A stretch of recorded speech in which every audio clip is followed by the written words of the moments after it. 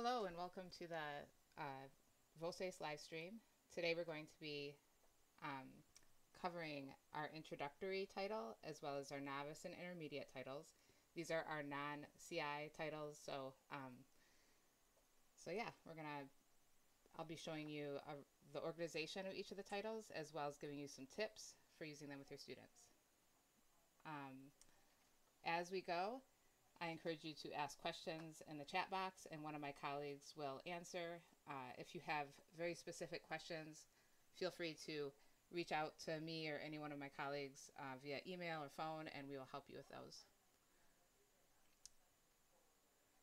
So, okay, I'm going to just begin and so right now I'm going to take you to the main page, and first off I'm going to show you where to find the supporting documents for all the titles that I will be talking about today. So if you click on the Voces library and click on Introductory Spanish and scroll down to the bottom, you'll see this icon. If you click it, you'll be able to see the scope and sequence, vocab list, and full outline. Same thing for novice and intermediate. As you can see, for novice and intermediate, we also have the alignment to ACTFL's standards as well as a pacing guide for Chapter 1. The pacing guide will give you a good will give you some tips and ideas for how to approach a typical chapter in each title. And yeah, so to begin, I'm going to log into Introductory. Now, our introductory title is, well, it was originally created for middle school students for the exploratory class. That's usually around, like 6 to 10 weeks long, but there's a lot more content than just 6 to 10 weeks worth. And we also have teachers who use it for younger students that kind of just pick and choose resources from it. But this title is definitely ideally made for the middle school student. As you can see, each chapter focuses on a different topic. The content and introductory focuses mainly on Mexico, so the students learn about Mexican culture, like the food they eat, the celebrations, etc., all while learning the basics of the Spanish language. If we look at Chapter 1, each chapter is organized in a very similar way. It's very bite-sized, and throughout you'll see some really pretty pictures and some other good cultural tidbits. So we always have an introduction, and then we'll have the vocab page. All the vocab in all of our titles has native speaker audio with it. And then after the vocabulary page, there's the ejemplos page, which has dialogue using the vocabulary that they just saw. This is, again, authentic speaker dialogue, so the students get to hear speakers from different areas of Mexico, and you don't have to use your own voice all the time. Then we have a culture note. These are just, fun and interesting facts about Mexico.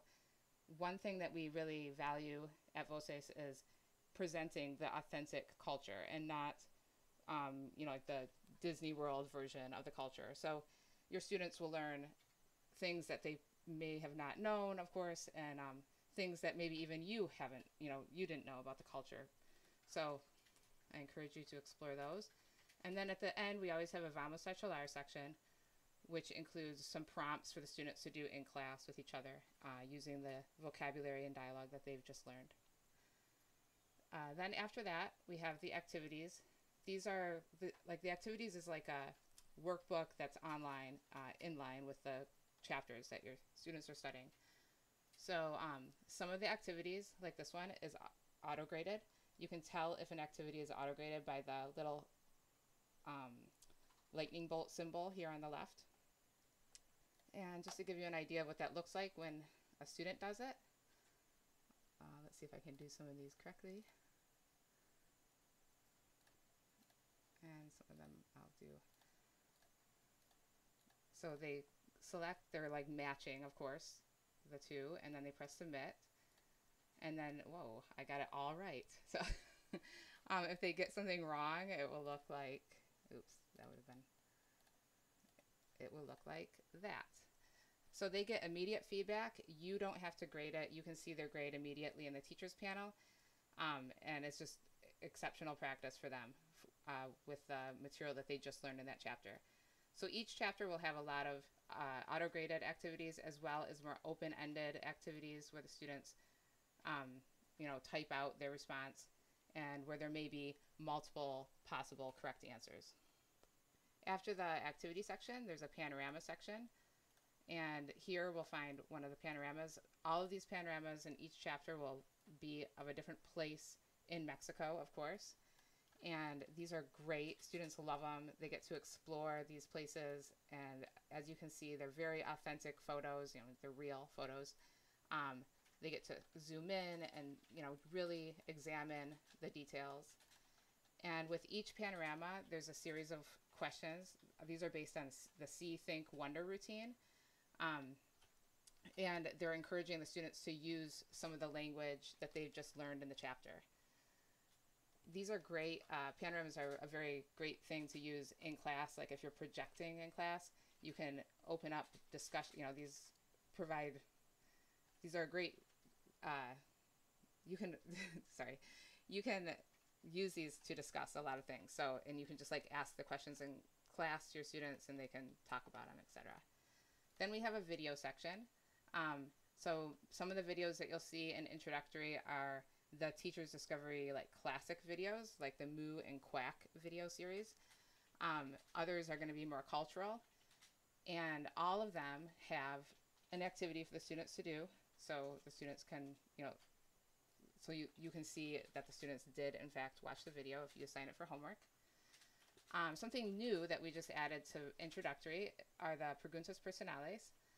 These are basically mock conversations with a native speaker. They're based on the AP interpersonal part of the exam where the students listen to a native speaker say half the conversation and then they record the responses. These are very simple, as you can see in the transcript right here. And they're, of course, all referencing and encouraging the students to use the vocabulary that they just learned in that chapter. One tip to keep in mind, especially when we look at the novice and there are more questions, is if you have your students do these, they will, in this case, record, of course, 3 recordings. When you go to grade, instead of having to listen to all 3 recordings for, 100 students, if you have them, just choose 1 to listen to and grade that 1 response, but just don't tell them which response you're going to grade. So a teacher told me that, and I always try to share it because I'm sure it will save you a lot of time. Then we have a mastery, and the idea behind the masteries, which really can apply to some of the activities as well, but is that the students will complete the mastery as many times as they need to until they get 100% on it. So these are all auto-graded for that reason. And then we have a quiz, which will focus on one of the main points from the chapter. And with Voces, you can really take what we've created and use it as you wish. So as you can see, a quiz could be another activity if you wanted to do it that way, or you could even use one of our activities as a quiz if you wanted another quiz for a chapter. And then we have the work summary, which will show the students their scores on the activities that they've done. And then we have the vocabulary list, so they can see all the vocabulary from that chapter. And then an exam. The exam is going to be a combination of auto-graded and teacher-graded elements, and really just encompass everything that they've learned in that chapter. So that's a chapter in a nutshell. If you click through the other chapters, you'll see that they're organized in a very similar way with all the same components. And so one thing I wanted to show you over here in Introductory is where you can find the answer key for an activity. So let me jump back to an activity. So down here are a whole bunch of icons. We have other webinars on our YouTube channel that go in depth on the assignment tool and the games and other aspects down here. But today I wanted to show you that if you go to any activity and click on the answer key icon, you can see, of course, the answer key. So if it's an auto-graded activity, for instance, and your students keep getting something wrong that seems right to you, one good way to check for what our system is expecting them to do is just to click on that answer key icon, and you can see the answer that we are, expecting, basically, and then you can have the students, like, it just can help out sometimes. But the other thing I want to show you here that is brand new is the quick results. So if I click up here where it says show quick results, it will show for any class that completed that activity, it will show the class period, and then any students that got that one answer correct, any students that got it wrong, and any students that have not completed it. So as we can see, we have one student out of my class of 18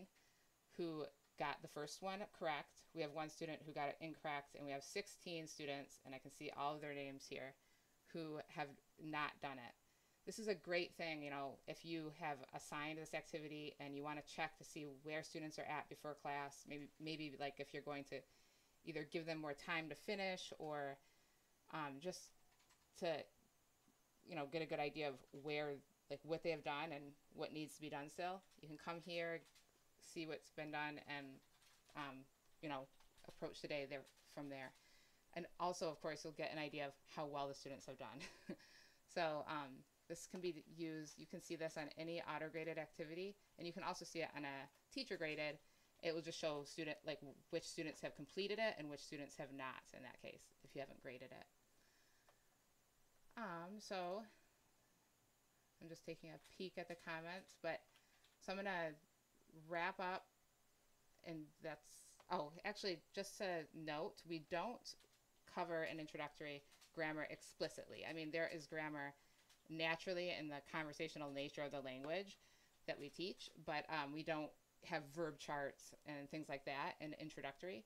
We do have a chapter at the very end called Start Thinking About Grammar, where we introduce some of those concepts. And of course, you can always add any of that kind of material using our Voces editor, which I'll kind of get into a little bit more in a moment. But if you wanted to add anything, you could using the Voces editor. And actually, that's one last point about introductory and all of the titles that I'm showing you today, is that everything that we're looking at can be edited, can be adjusted.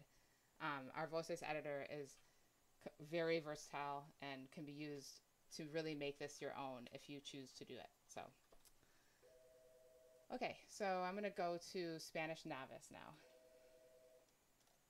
Spanish Novice is, to be honest, it's like one of my favorite titles because it's just a beautiful collection of resources, authentic resources, videos. It's very robust. This is like where Spanish 1, really begins, like this. So this isn't, for middle school. I mean, it has been used for middle school, but it isn't the exploratory class that introductory really is perfect for. Spanish Novice is for when the students really begin an earnest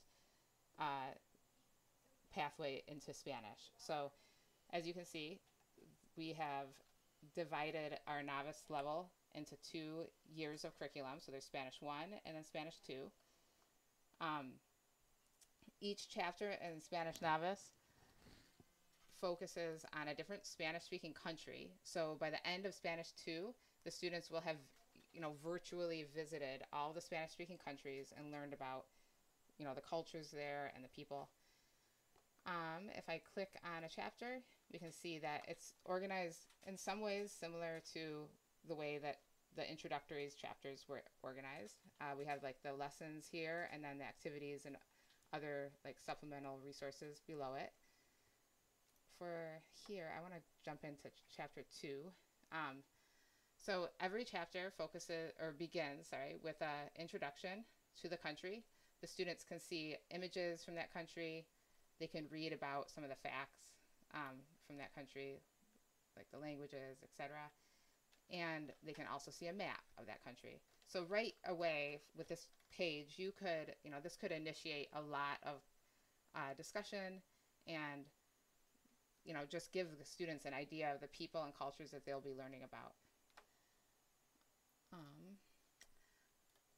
So in case you guys didn't know, another aspect of our recent updates is that now if you double click any of the photos that you see throughout Voces, they will enlarge and take up the full screen. So I'm going to click this and it becomes large, and you can, you know, project this in class and talk about what they're seeing and really just get a good sense of what they're looking at.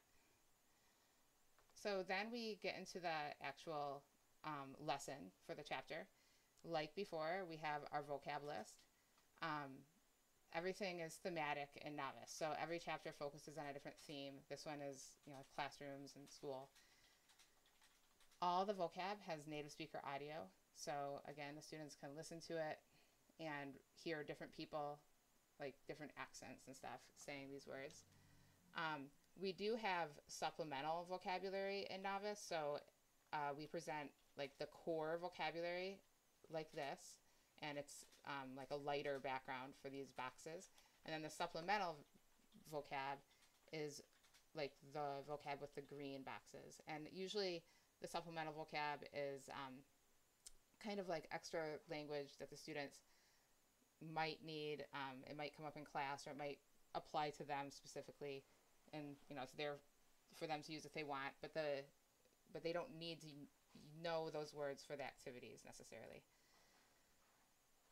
Now we have another lesson page, and it's talking a little bit about grammar. Anything that you see that's dark blue like this has a hover over, so you'll see a translation with it.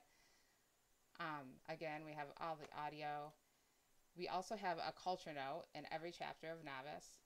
These are, like with Introductory, they're telling the students about aspects of the culture that, you know, are unique or in depth, or, you know, just, you know, very real and authentic. So here they're going to learn about the different languages in Guatemala. They see a very authentic photo, and then there's usually a discussion question that goes along with it that they can do right there in the book, or you can just present it in class and talk about it in class. So we have more lesson pages, and then a lectura. So these are like somewhat authentic tasks that the student is asked to do, and again, like they all reference the material that they're learning in that chapter. And then we have brand new presentations. These are a beautiful selection of photos with prompts that are using like the grammar and vocabulary from the chapter, and often ask students to, like after they see the grammar and vocabulary in context, they will usually be like a partner activity for the students to do. I thought I was going to come up to one. But either way, you know, there are questions here that the students can respond to in pairs or as a class. You could do these. And these are a great way to both introduce the grammar and vocabulary as well as review for a test or a quiz. And they're in every chapter. Anything that you see with a yellow border like this one is a teacher note. These you'll find throughout the curriculum, and they're usually just giving you like tips and tricks for using the material that you're looking at. And students don't see anything that has a yellow border, like when they log into their account. So then, in a typical chapter in Novice, we come to the activities. There's a lot of activities, so you'll always have something for your students to do. You can see that they're organized by topic, so that you can easily find exactly what you want them, you know, to work on. You know, if you've just established, or like, if you just taught this concept, you can go to the activities and find exactly the concept that you want them to practice. Like before, any auto-graded activity has the lightning bolt icon. We also have interactive Kendu statements woven throughout each unit or each chapter. And so you can use, you know, you can or cannot use these, you know, it's up to you. But for those of you who do use Kendus, these are really effective and integrated very smoothly. So basically the student would do the activity, and then when they're done, they self-assess. And they do that by clicking on this box and, you know, reading the Kendu and choosing one of the criteria. Hopefully they do that one, and it's automatically saved. They close it, And then when they go to the Kendu checklist, which is right here, they'll be able to see what they selected and when, etc. And if they want to go back to that activity, they just click on that arrow and it takes them right back. And you'll be able to see their assessments as well. So something that we have in Novice and Intermediate that is very popular and awesome are the authentic materials. These are real, like, commercials, infographics, etc. from the Spanish-speaking world. Right away, this is chapter 2, and this is a real commercial, but it's about, in some way, it's about the topic that's being discussed in that chapter. And we're assessing the students only on what they would be able to understand, based on the vocabulary and grammar of that chapter. So it's something that the students can do very quickly, and it's it's very achievable, yet it's very authentic. So it's a big confidence booster, I think, for a lot of students. And in this case, the activity is auto-graded, and you can find the transcript down here, which this is something, I'm going to pull up the editor really quick just to show you something. If you wanted to make this transcript visible to your students, you can simply go into, let me just make sure, you just want to remember where it was, and then you go into the Voces editor, and what comes up is the menu just like you were looking at before, and you can find the authentic material section for chapter 2, and here's the commercial, and you click edit page for that page, and it automatically brings this up so that you're making a copy of it, so you always have the original, so whatever changes you make, you won't lose the original copy. So you press OK, and you see it just like we were looking at there, except now it's in the editor, and here's the transcript. And so you go to the same section number as the transcript is over here and click edit section. And it should have been teacher only, but for some reason it was already not. So either way, I'm going to save it as not teacher only, and then save that page, close the editor, save the menu up here. There's a few steps, but once you do it a few times, it's like second nature. Close it out, and now go to it. So chapter 2, authentic materials, and the first one, and here we see our updated page, and the transcript does not have a teacher only box around it. So now your students would be able to see that transcript and reference it as they need to, and yeah, so that's how you do that. Next up in the supplement, in this section, is Vamos a Charlar. This is such a great section full of authentic tasks for your students to do. First are the preguntas personales, similar to what we have in Introductory, but now, much more robust, with, as you can see, more questions. This is even closer to what they would experience on the AP exam. So it's, as you can see, we're, in a sense, preparing students for the AP exam from the get-go. And if they don't get there, it doesn't matter. They're getting great, authentic speaking experience. So they listen to a native speaker, say half the conversation, and they record their responses. These have a grading rubric, so the students can see the rubric ahead of time and then complete the assignment. I've done a few of these as a student beforehand, so I'm just going to show you what they look like when you go to grade them. So I'm going to click on the teachers panel, and then grading and results, and then period 2, I think, yeah. So here, Allison completed the preguntas personales. We can see they completed them today, this morning. I'm going to click on it, and so I can listen to the question that they listened to. If there was a suggested answer, you could see that. In this case, answers will vary. And then you can listen to the student's response. And this is where, like I said earlier, you may not want to listen to all 5 for every student, especially if you have a ton of students. So just choose one, listen to that, and then grade based on that one response. The rubrics, this is kind of a new feature, and so some teachers, even those who have had Novice in the past, may not know about it. To rubric grade is you just click on the criteria that you want to apply to that student's assignment. So, you can choose whatever makes sense to you. And then you can leave page notes. And then you press save, and it disappears from your list here because now it doesn't need to be graded anymore. It's graded, so you'll find it in activity results if you ever have to reference it again.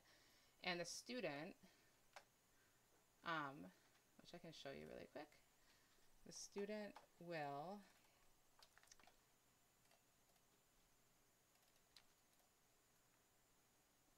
see, only the criteria that you chose, and they will see a percent grade and any teacher notes that you left.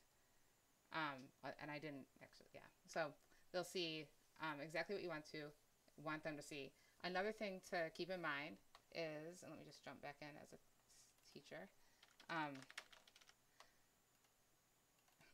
is that you can edit the rubrics and you can create your own rubrics or put, whatever rubrics you're currently using into our platform. For now, I won't go into the details of that, but it's all in the Voces editor. But if you want to learn how to do that, just give us a call or email and we can show you. So going back to the organization of the chapter, we have the preguntas personales, we have interpersonal speaking.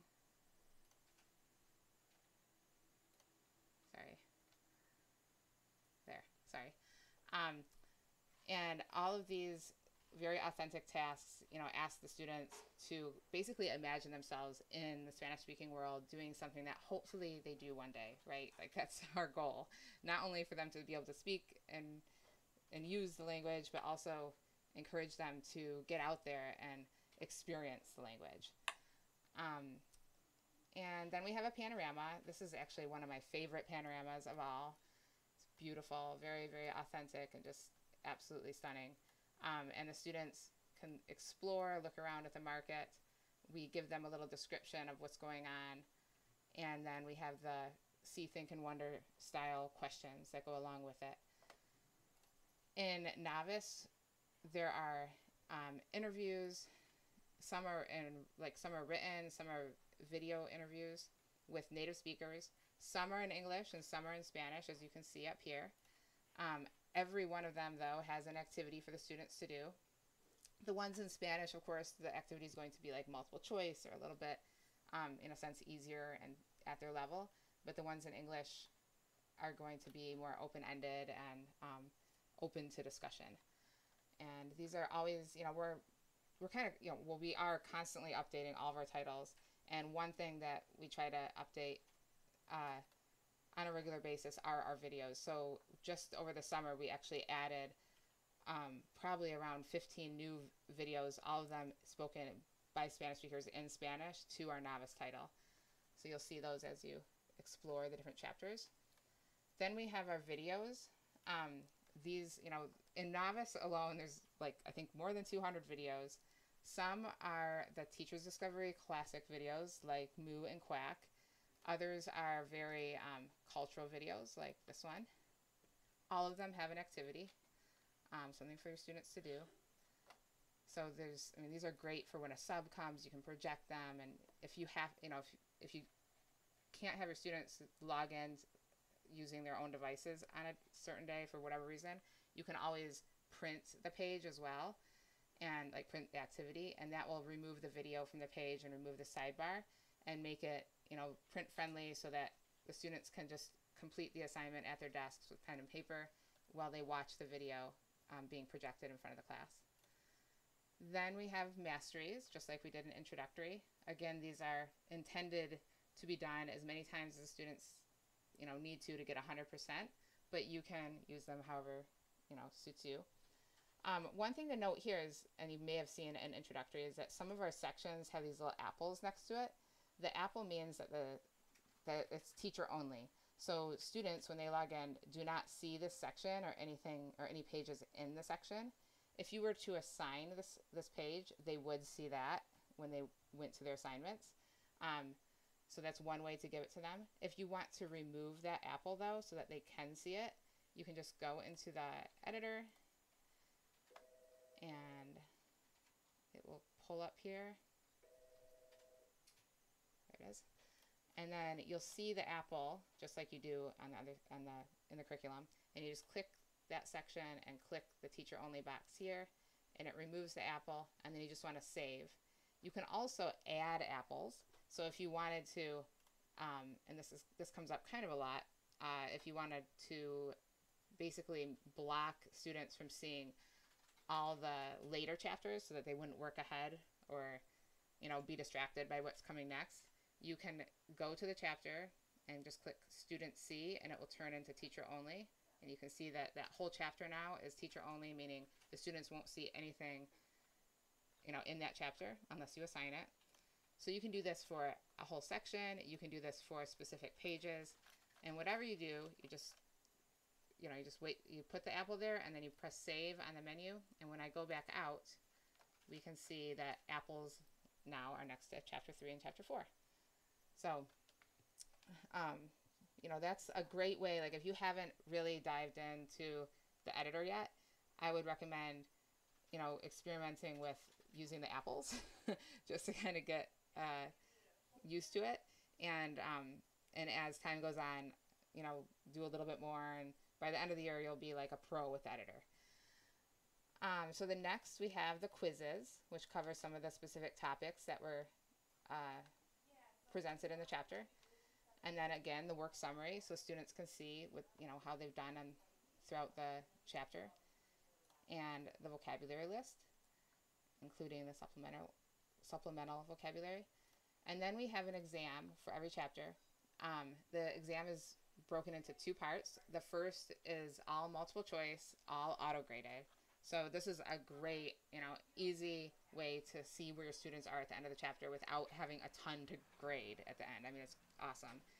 And then for more open-ended, in a sense, creative responses, we have either a speaking or writing prompt that goes with it.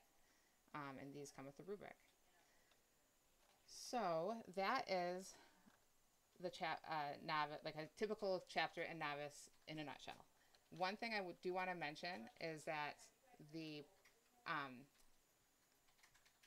so we've just recently updated our Novice. It's now all editable, all customizable. We also, like I mentioned earlier, made it into like 2 sections, Spanish 1 and Spanish 2. At the end of each section, we have a review section, or I'm sorry, at the end of each like part, we have a review section. So this is, you know, would be great at the end of the year. And then we also have a final exam. So, and these are similar to the other exams where it's all auto-graded for the first part, and then we have a writing and a speaking part. We also added the preterite into chapter 6. So just know it's there, but as this teacher note describes, you don't have to use it. So if you, like, this would be like introducing the preterite in Spanish 1. If you decided not to do that, you would just jump into the editor, which I was just showing, so I won't do it again, but you can jump into the editor and make this page teacher only by putting the little apple on it, and the students won't see it. You can jump into the activities and do the same on these 3 activities, just make them teacher only, and boom, you know, like the students don't need to learn preterite in Spanish 1.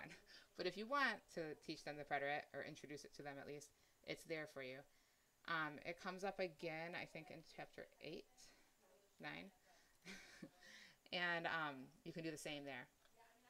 And then in in Spanish 2, in that part, the preterite comes in like full force in a sense, as well as the imperfect. So, you know, I encourage you to explore the new sequence, and as I showed at the beginning, which I'll show you again right now, you can see the entire scope and sequence for Novice right here, and get an idea of when everything comes up and where everything is. And if you have any questions, of course, don't hesitate to reach out to us. So now I'm going to show you our intermediate. So this one, intermediate, is actually in the process of being updated. It's going to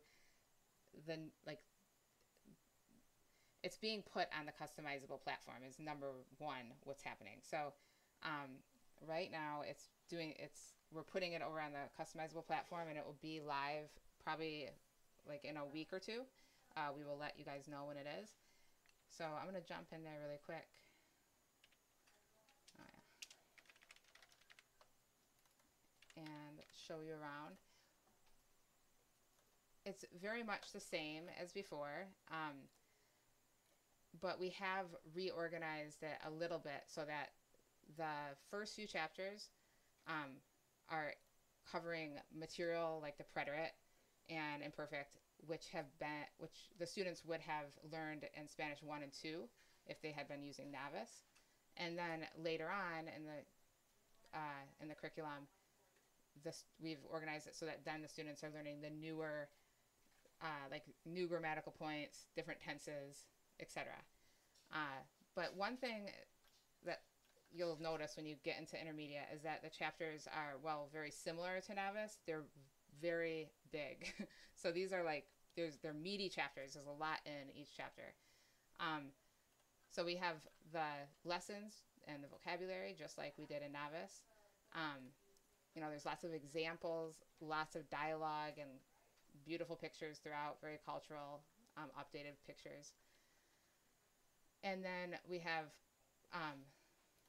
activities and presentations, just like before. In intermediate, you'll see additional authentic materials, but just higher level and even more in every chapter.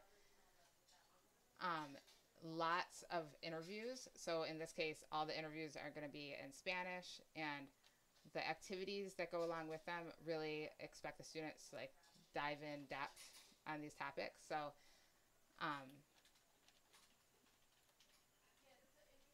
and I think that's the key to intermediate, is that whereas in Novice they learn like everything's organized by kind of like the typical themes like school and you know, family, etc. In intermediate, they revisit some of those themes and are exposed to some new themes, and the themes themselves are gone into in much more depth. So not only is the grammar more advanced, but the topics themselves are explored, you know, in more depth. And of course, because this would typically be used for Spanish 3 and some of at least a Spanish 4, if not all. It really depends at that point on where your students are and how far you take them. But a lot of these chapters could be, you know, take a few weeks to unpack and really explore with your students. So yeah, this is going to be released soon. So if you have intermediate now, don't worry, you know, we'll let you know when it's new. And you can always keep the original if you want. And the main thing with a new intermediate is that it will be on the new customizable platform. So you'll be able to change things around, move things around, edit anything you want, etc. Just like the other top titles. So I think that covers everything. I'm kind of just peeking at the questions here. And yeah, so if you guys have any questions or want to go in more depth on any one of these points with us individually, please feel free to email or call. Thank you so much for being with us today, and have a great day.